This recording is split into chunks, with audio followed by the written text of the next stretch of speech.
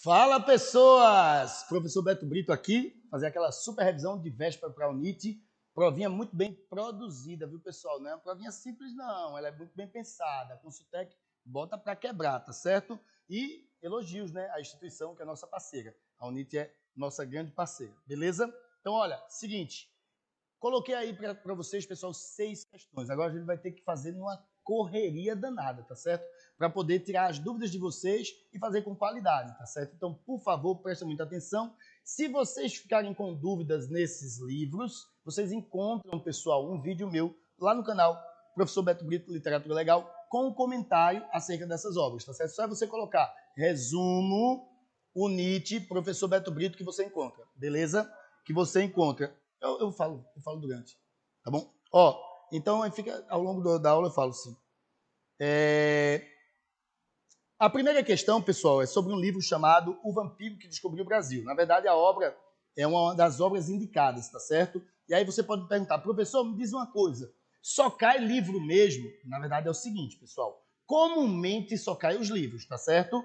Vai na parte da prova de português e os livros são O Vampiro que Descobriu o Brasil, Vidas Secas, O Cidadão de Papel, Os Desvalidos e Memorial de Aires. No entanto, os 2 últimos vestibulares, olha que tem uma lacuna aí, viu, pessoal? Tem um hiato, porque durante algum tempo a UNIT fez a reserva de vagas por meio da nota do Enem. E aí, então, nessa lacuna aí, os 2 últimos feitos, tinha 1 ou 2 questões de conteúdo programático, porque além desses livros indicados, a UNIT também tem um edital, que é parecido com todos os outros vestibulares, tá certo? Então tem lá toda a literatura brasileira. E aí então caiu no penúltimo Augusto dos Anjos, pré-modernismo, e no último, que foi impresso, aplicado, certo? Carlos Drummond de Andrade. Então fica ligado que é possível encontrar. Agora uma notícia boa, tá ligado? Que é muito mais do que 5 questões. Geralmente quando só caem os livros, são 5 questões da parte de literatura. Quando caíram outros conteúdos, ultrapassou o limite dos 5, foi para 7 questões, tá bom? Então se prepara para fazer uma quantidade boa de questões nessa provinha da UNIT. Ó, o texto é bem simples, se liga que tem coisa interpretativa.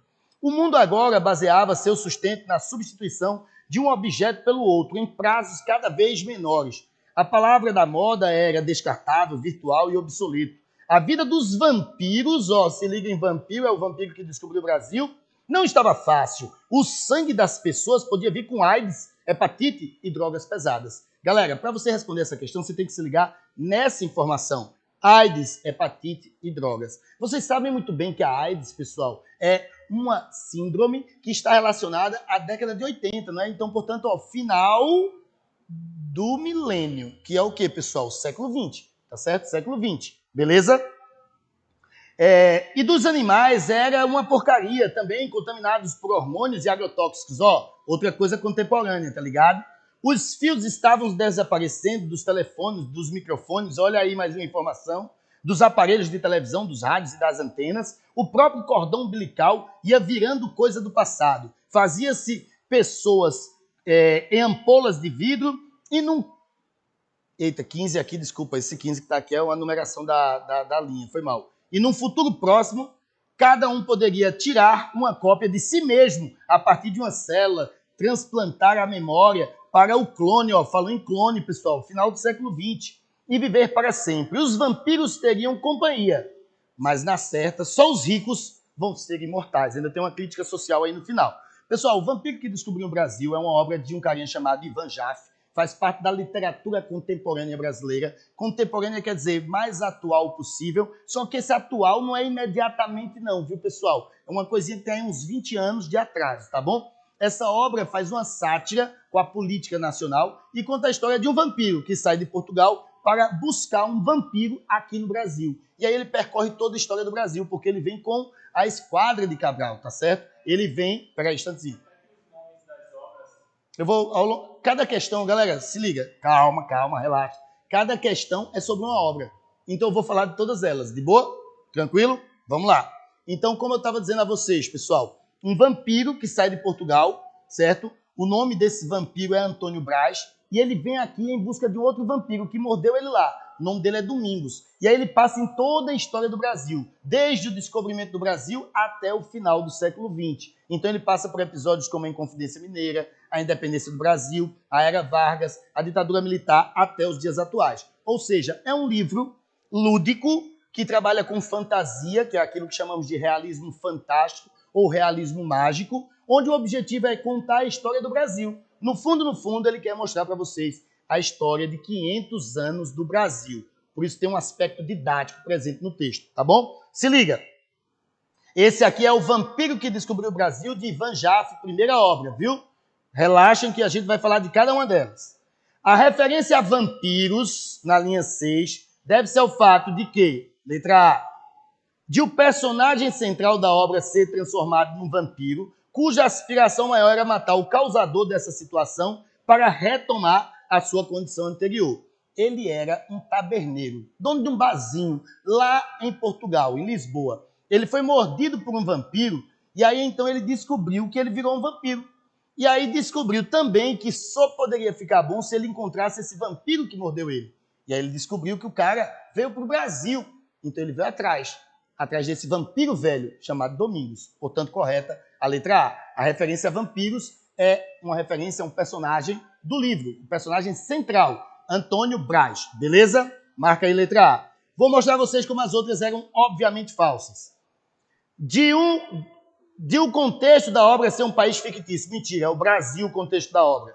Falso. C. De os vampiros brasileiros, personagens dessa obra, nenhum dos dois vampiros são brasileiros. Eles vêm de Portugal. Tem uma metáfora crítica aí, né? Portugal sugou nossas riquezas. Então, o vampiro, ele vive do sangue alheio. Ou seja, pessoal sugando o sangue do outro para poder sobreviver. Uma crítica a Portugal. Tranquilo? D. De os avanços tecnológicos descritos na obra possibilitar a geração de seres com características que se aproximam dos vampiros e que contribuiria para o surgimento de uma civilização diferenciada. Só se você não soubesse nada sobre essa obra. O enredo fala em si de vampiros, e por isso que ele cita o vampiro, que é o personagem central. A letra E diz de os seres humanos na obra estarem diante da possibilidade de se transformarem em vampiros com força das situações de artificialidade possibilitadas pelo excesso de riqueza. Não é uma metáfora esse vampiro, é um vampiro de verdade, que é o personagem central, que é uma obra fantasiosa, portanto, marque letra A. A próxima questão é ainda sobre esse mesmo trecho, pessoal, que é aquela que eu pedi para que vocês se ligassem no contexto que a obra retrata, de período de época, tá bom? Considerando o período de tempo abarcado pelo romance e com base nos dados existentes no texto, é correto afirmar que a referência temporal que contextualiza o texto transcrito ele quer a época que você imagina que esse texto está retratando.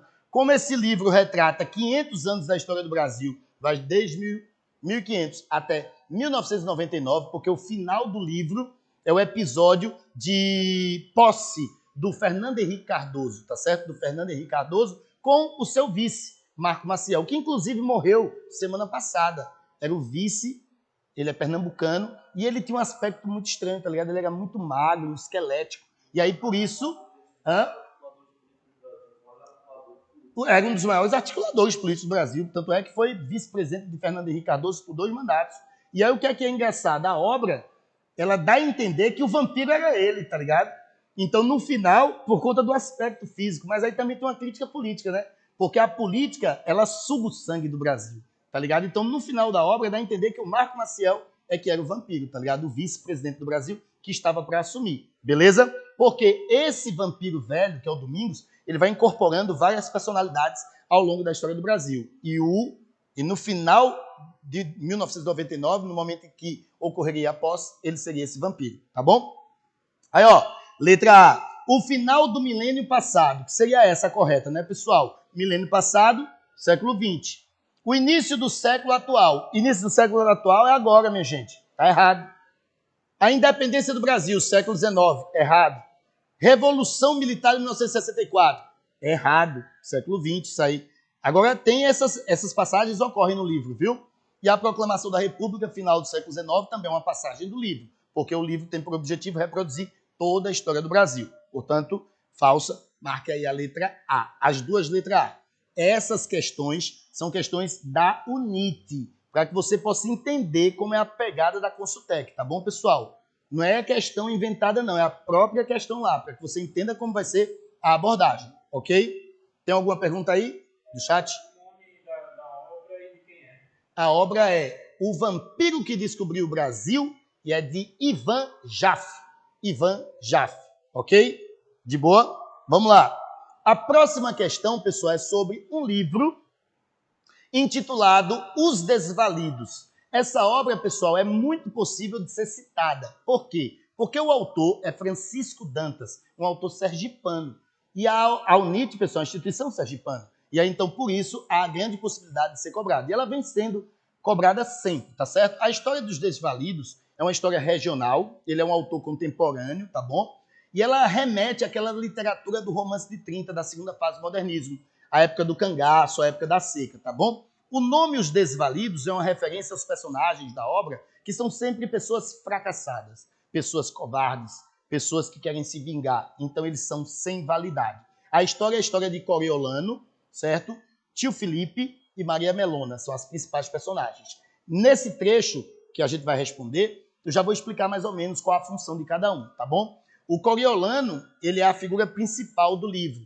Ele é como se fosse um indivíduo fracassado em tudo que faz. Ele perdeu suas terras, porque Lampião invadiu suas terras, e ele decide ir para uma região chamada Aribé, pelo qual ele vai morar com o tio Felipe, que é o tio Felipe, é o tio dele. Só que ele começa a inventar determinadas coisas desse tio que era viúvo e estava tendo um relacionamento com a Maria Melona. Ele diz que a Maria Melona, traiu ele. E aí então ele se separa, a Maria Melona fica indignada com isso. Tio Felipe vai viajar pelo mundo como caixeiro viajante. Ele vai atrás do tio Felipe arrependido, querendo pedir desculpas. E a Maria Melona entra para o grupo de Lampião, se traveste de cangaceiro e o objetivo dela era se vingar de Coriolano, porque Coriolano inventou que ela era traidora, tá ligado? Então, o tema da questão é essa, ó. Maria Melona separou-se de seu marido por intriga do sobrinho. O tio Felipe era o marido dela, tio Felipe, e se filiou ao bando do cangaceiro Lampião. Qual era a intenção dela ao se filiar ao bando de Lampião? Vingar-se substancialmente de Coriolano, verdade? Essa daí, Coriolano, é o personagem mais desvalido aí. Ele é covarde, ele é mentiroso, ele é invejoso, ok? B. Obter maior admiração de Zé Ramo. Zé Ramo era um amigo de Coriolano, que morreu numa batalha com Lampião. E Coriolano mostrou que era, extremamente insensível com o amigo, tanto é que deixou o corpo dele para lá, no ato de morte. E olha que ele morreu tentando justamente proteger o Coriolano e o tio Felipe do Lampião. Diga aí. Desculpa, já li essa. Conquistar o amor de algum cangaceiro. Não, o amor que ela tinha era para com tio Felipe. Reeditar o amor que sentia com o tio Felipe. Na verdade, ela quer se vingar de Coriolano para voltar para o tio Felipe. Ela termina cuidando do tio Felipe ao final, tá certo? Eles ficam juntos, tá bom? Aprender a lutar com os cangaceiros. Não, ela não entra para aprender. Ela entra porque ela é uma mulher muito corajosa e quer se vingar. Portanto, correta a letra A. O nome desse livro é Os Desvalidos, de Francisco Dantas. Faz parte da literatura regional brasileira contemporânea. Qualidades dessa obra: regionalismo, linguagem muito oral, tá certo? E invenção linguística. Ele tem muitos aspectos poéticos vinculados a essa obra, parecido com o que Guimarães Rosa fazia no período pós-moderno, ok? Beleza? Matamos a terceira. Alguma dúvida? Não? Então vamos adiante. 4. Refiro-me ao Conselheiro Aires. Minha gente, Conselheiro Aires é o personagem central de uma obra chamada Memorial de Aires. Essa obra é de Machado de Assis, grande nome do realismo brasileiro. No entanto, essa obra é toda especial, diferentona do autor. Por quê? Porque o Machado de Assis é um grande nome do realismo. Essa é a última obra dele. Ele estava velhinho, estava triste, a mulher dele tinha morrido há pouco tempo, estava muito solitário. Então ele deu um pouco de doses românticas a essa obra. Então essa obra é um pouco diferente da trajetória do Machado de Assis. O Conselheiro Aires reflete sobre a vida na velhice e na solidão, que é mais ou menos o que vivia naquele momento o próprio Machado de Assis, tá certo? Essa obra é escrita em modelo de diário e retrata um ano de vida do Conselheiro Aires no Rio de Janeiro, observando a vida dos outros. O que foi que Machado de Assis foi a vida toda? Um observador da vida alheia, que é isso que o Conselheiro Aires representa, beleza? Vamos lá. Refiro-me ao Conselheiro Aires, tratando-se agora de limpar mais um memorial. Acho-se que a parte relativa a 2 anos, aí 1888, 1889, e se for decorada de algumas circunstâncias, anedotas, descrições e reflexões para dar uma narração seguida, que talvez interesse, apesar da forma de diário que tem, apesar da forma de diário que tem essa informação importante, ela é escrita em modelo de diário, não houve pachorra nem habilidade. Vai como estava, mas desbastada a estrela, conservando só o que liga o mesmo assunto. O resto aparecerá a um dia e se parecerá algum dia. Isso é Machado de Assis, no próprio trecho de Memorial de Ares. Olha o que a questão diz. Memorial de Ares foi escrito entre 9 de janeiro de 1888 e 30 de setembro de 1889. Abolição da escravidão, proclamação da República, em forma de diário, cujos capítulos são enumerados por datas, dia e mês. Por isso que uma sequência de um ano. E outros não tem títulos, com títulos apenas. Como a noite, a tarde, esses são os títulos. Após sábado, fim de maio, 7 horas da tarde, véspera do embarque, etc. Memorial de Ares apresenta um formato semelhante ao de Memórias Póstumas de Brás Cubas, que é a primeira obra do realismo de Machado de Assis. E foi escrito com a intenção e a finalidade de quê? Porque parece com Memórias Póstumas de Brás Cubas. Um memorial, pessoal, é uma obra composta a partir de lembranças. Memorial vem da memória. Memórias são lembranças de fatos passados. Memórias Póstumas de Brás Cubas são as lembranças após a morte do Brás Cubas. Então foi construído de modo parecido, a partir das lembranças do narrador, beleza? O narrador de Memórias Póstumas de Brás Cubas, o famoso defunto autor. O narrador de Memorial de Ares, o conselheiro Ares, que representa o próprio Machado de Assis nessa obra. Qual a finalidade da construção desse texto? Esse texto, pessoal, é um elogio à velhice, uma análise dos momentos que nos esperam na velhice, momentos de solidão. Então é uma obra bem melancólica, uma obra sentimental, em que ele fala de solidão, de companheirismo, de casamento. É isso que o autor quis falar. Por isso que tem doses de romantismo, tá bom? Se liga. Atender a uma pressão da família de Aguiar? Não. A família Aguiar era amiga do conselheiro Ares. Ele que coloca essa família dentro da história. A alternativa B. Enaltecer a sociedade burguesa do Rio de Janeiro. Essa aí você já descarta, porque autores realistas, como Machado de Assis, eles eram críticos da burguesia. Então não há um elogio, e sim uma crítica. Falso. C. Fugir literalmente do ócio e incômodo da velhice.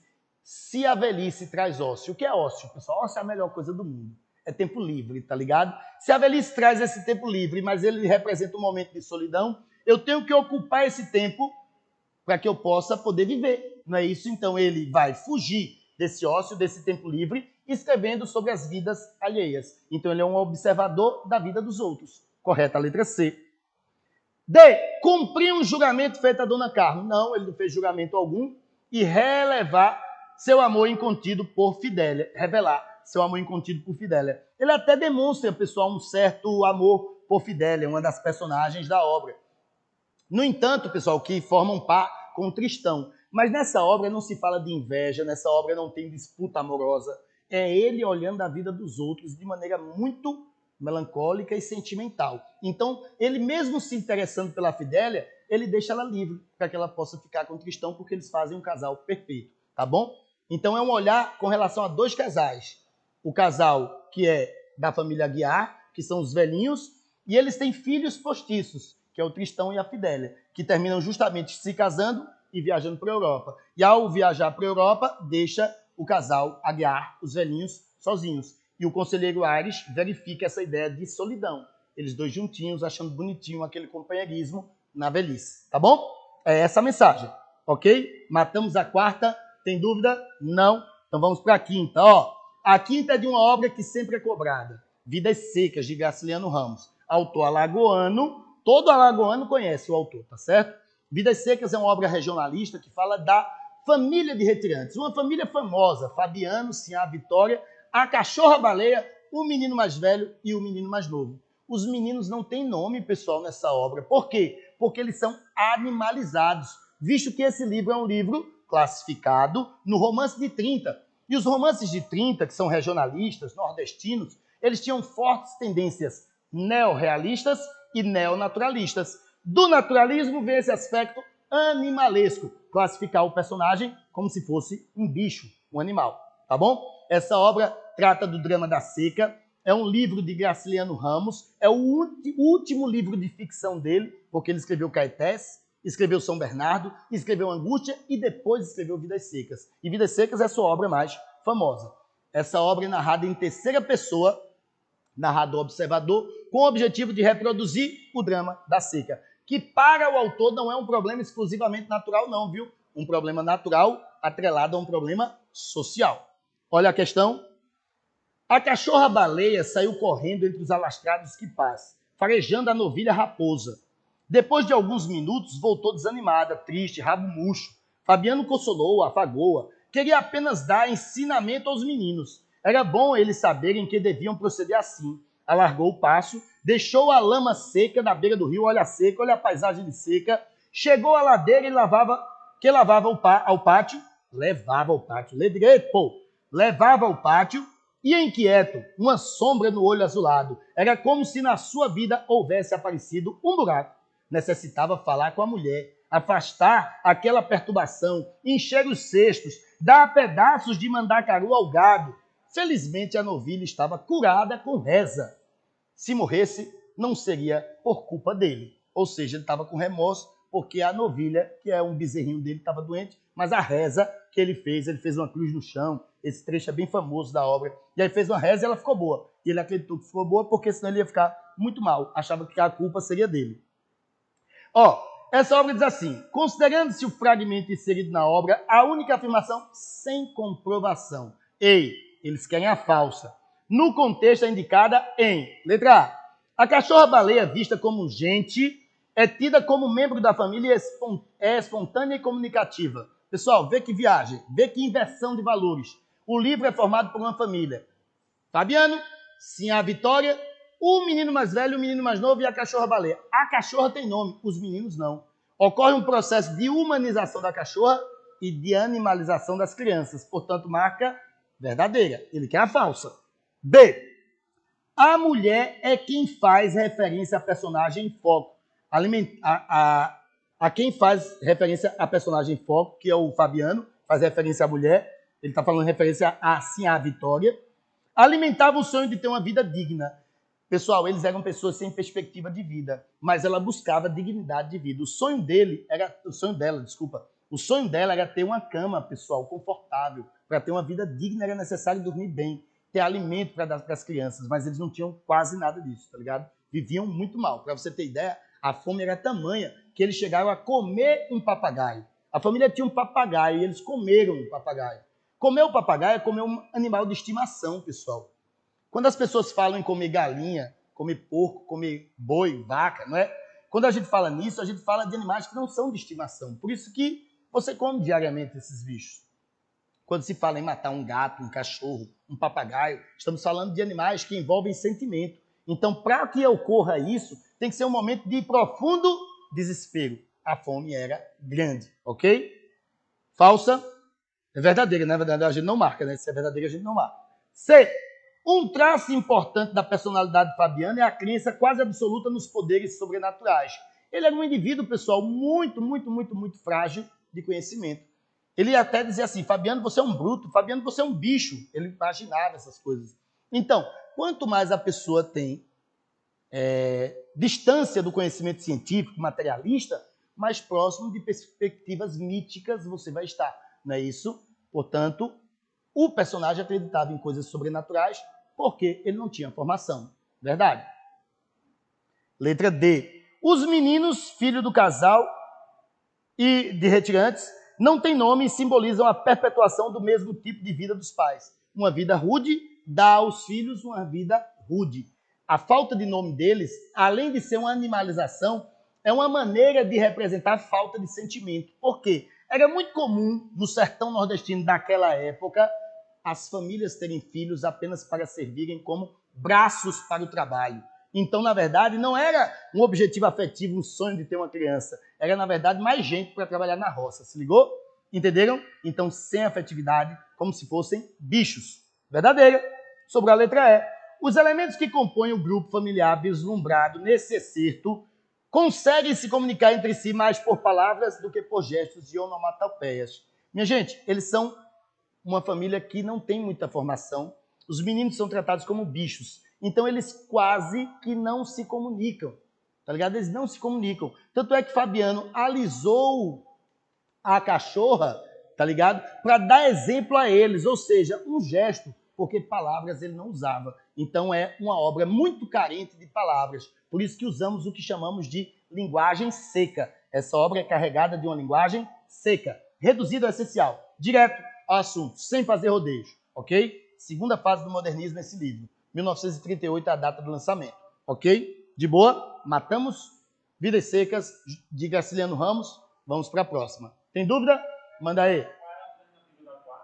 A alternativa da 4, a correta? A anterior, letra C. Essa agora foi letra E. Vamos para a última.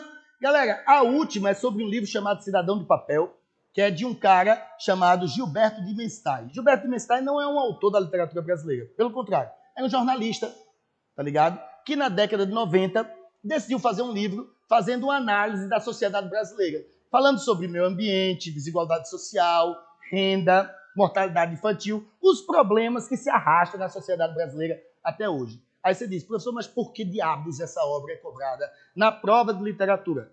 Não sei. Não sei. Agora, as questões são meramente interpretativas. Ela seria muito mais adequada ser cobrada na prova de sociologia, porque ela é uma obra que tem muitos aspectos sociológicos.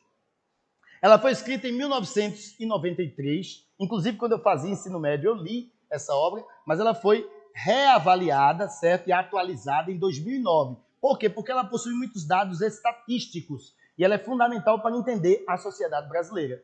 O título Cidadão de Papel é uma crítica, pessoal, a nós, que somos cidadãos apenas no papel, porque os nossos direitos não são representados pelo Estado. A gente não tem acesso àquilo que o Estado deveria dar por meio da Constituição. Diz. A quinta não é a alternativa correta? Sim. Porque a E está errada. Porque a E está dizendo que eles falam, e aqui, ó, os elementos que compõem o grupo da família, nesse excerto, conseguem se comunicar mais por palavras do que por gestos. Não, é mais por gestos do que por palavras. Eles não se comunicam, como foi explicado. Foi a Maria, né? Entendeu, Maria? Eles se comunicam muito mais por gestos e não por palavras. A alternativa diz que eles se comunicam por palavras do que por gestos. É o oposto. A família não se comunica. Eles fazem grunhidos, barulhos. Só quem fala mesmo é Fabiano com Sinhá Vitória. Sinhá Vitória é muito mais. Ele era um cara muito bruto, muito fechado. Tá bom? Sem palavras. Então, ó, pessoal, baseado nisso que eu expliquei para vocês, Cidadão de Papel, vamos para a última questão, porque o Eida já está aqui, na pressão. Ó, os assassinatos têm se tomado rotineiros e é um dos mais sérios problemas de direitos humanos do Brasil. Milhares de brasileiros morrem anualmente nas mãos de fazendeiros, pistoleiros, grupos de extermínio e policiais. Brasileiros e organizações internacionais têm acusado que policiais e pistoleiros eliminam pessoas suspeitas de serem criminosas, incluindo meninos de rua. Isso aí, meninos de rua. Autoridades federais, estaduais e municipais geralmente não agem contra os responsáveis pelas mortes. Um menino de rua é mais do que um ser descalço, magro, ameaçador e mal vestido. Olha aí o assunto, menino de rua. Falta de moradia, desigualdade social, onde uma imensa quantidade de garantias não saiu do papel da Constituição. Por isso, eles são cidadãos de papel. Não são cidadãos que recebem os direitos. Esses direitos estão apenas no papel. Entenderam a ideia? É um espelho ambulante da história do Brasil. No futuro, o menino de rua será visto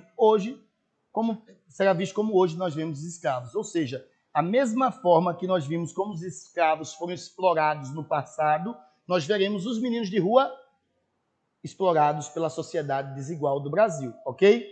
Você vai ver que a questão é meramente interpretativa. Ele vai colocar trechos do livro que são meramente sociológicos, informativos, jornalísticos, não é arte, não é literatura, é análise da sociedade brasileira, com dados, gráficos e números, ok? Esse trecho do livro de Gilberto Dimenstein, analisar, dizer o tema. Letra A. Mostra a barbárie que está submetido o brasileiro, entregue à tirania dos poderosos e à violência sem precedentes. Ele não falou todos os brasileiros. Ele falou alguns brasileiros e deu destaque para os meninos de rua. Então, o tema não é somente violência, também é desigualdade social e falta de moradia. Não se enquadra. B. Evidencia uma visão negativa do Brasil, já que sua população em geral não tem escolaridade e vive entregue à própria sorte. Não ter escolaridade é outro tema do livro, que é educação. A precariedade educacional é um tema também abordado, não nesse trecho. Nesse trecho foi marginalização, meninos de rua, exclusão social. Letra C. Revela o abandono de uma nação em que o conceito de cidadão nem sequer é conhecido por muita gente, quanto mais exigido pelas pessoas. O abandono de uma nação. Todo o Brasil passa por esse problema dos direitos, mas ele quis refletir sobre um direito específico de um tipo de cidadão brasileiro, que é o menino de rua. Não cabe. Letra D. Critica a Constituição pelas garantias estipuladas que não saem do papel pela falta de respeito das autoridades para com seus compatriotas. A obra como um todo é uma crítica à Constituição, mas não é a Constituição, é a condição de fazer ela acontecer, porque a Constituição é perfeita. O problema são as leis que não são colocadas em prática. E esse trecho não está criticando a Constituição. Esse trecho está criticando a condição de marginalização de crianças de rua que são deixadas ao relento e que mais tarde serão vistas como os escravos são vistos hoje, como vítimas da sociedade. Sobrou a letra E, minha gente. Vejam só como é óbvia, porque é direcionado. É o tema específico que nós acabamos de ler. Põe em destaque os meninos de rua, que são os destaques do trecho, sem direito de ter direitos, a questão da Constituição, vítimas do descompromisso dos que dirigem o país, sem o mínimo de respeito à cidadania e à dignidade alheia. Perceberam? É uma tradução do que acabamos de ler. Esse aí é Cidadão de Papel, uma obra meramente informativa, didática, jornalística, que tem o objetivo de fazer uma discussão sobre a problemática da sociedade brasileira. Fala de meio ambiente, fala de educação, fala de mortalidade infantil, fala de renda, fala de desemprego, que são as temáticas mais comuns de encontrarmos na sociedade brasileira como problemáticas. Não é isso, pessoal? Marca aí, letra E. Essa foi a minha contribuição com vocês. Como eu já disse, se você não conhece os livros indicados como leitura obrigatória para a prova da UNIT, vai lá no meu canal, Prof. Beto Brito, Literatura Legal. Aproveita e compartilha o vídeo, curte, porque eu estou chegando nos 28 mil inscritos, viu, pessoal? Olha, já sou o maior canal de literatura do Nordeste, viu, pessoal? Então vai lá que tem. Basta colocar assim, Professor Beto Brito, resumo UNIT. Pronto, você vai encontrar o vídeo, beleza? Desejo uma boa prova a todos vocês. Meu Instagram é Prof. Beto Brito, qualquer dúvida, busca lá. Falou, tchau, tchau.